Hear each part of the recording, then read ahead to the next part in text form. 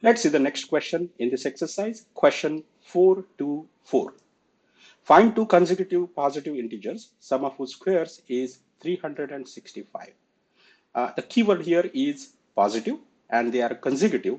So that means we can assume the smaller positive integer as x, and the next integer, which is immediately after that, consecutive, will be x plus 1. Now, according to the given conditions, their squares, when added, will be 365. So let's say x square and the second number is x plus 1, the whole bracket square. Together, if they are added, that would become 365. Let's expand the second bracket. We know that the formula for a plus b, the whole bracket square, is a square plus twice of their product 2ab plus b square. So utilizing that, x square remains as it is, and this bracket expands to x square, first term square, twice of their product, which is 2 times x times 1, and last term square equal to 365. X square and x square can be combined together. That would become 2x square. The rest of the terms will be as it is. Now we want to make this as a quadratic equation. So it should be in the format ax square plus bx plus c equal to 0. So that means on one side it should be equal to 0. Right now we have this 365. So we'll transfer that on the other side, make that side equal to 0. So in that process, this positive 365 will come to this side and it will become negative 365. And this will combine with that positive 1 and that will become negative 364. That would be plus 1 minus this transferred 365 will give you minus 364. Now we can solve this quadratic equation as it is. There is nothing wrong in that, but we realize that there is a factor 2 common throughout all the terms. We'll try to get rid of this thing because then the numbers will be smaller. Dividing this entire polynomial, entire quadratic equation by 2 will yield x square from here. 2x will become x and 364 divided by 2 will become negative 182. Now, how can solve this by factorization? We can do this by quadratic equation also, but let's try solving by factorization. The last term is negative 182. So we'll split that into two factors in such a way that their combination, their addition would be the middle term. Now, this is a tricky step and it will take some time. It will take some combinations.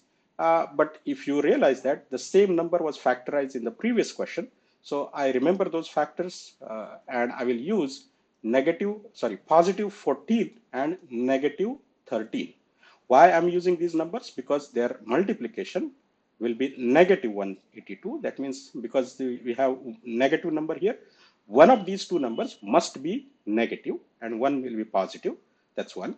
And I did not use the reverse combination like minus 14 and plus 13 because I wanted positive x as a middle term.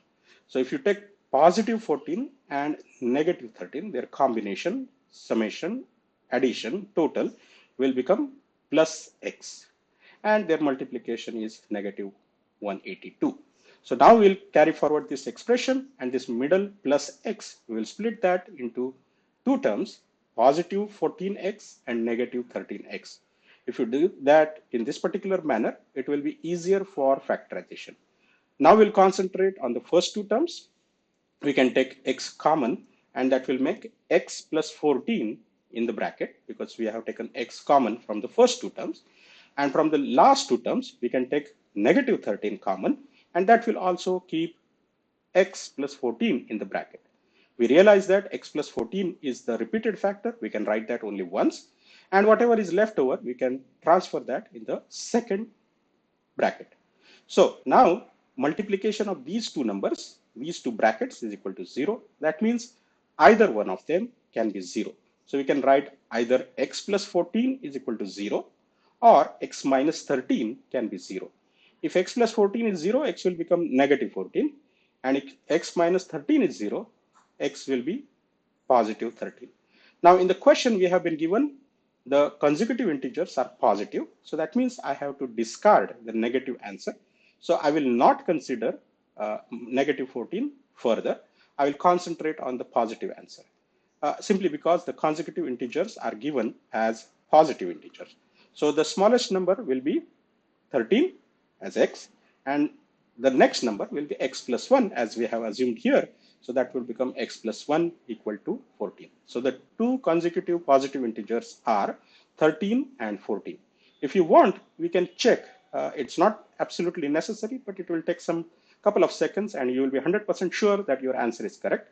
You can square this 13 and you can square this 14 and add these squares. 13 square is 169.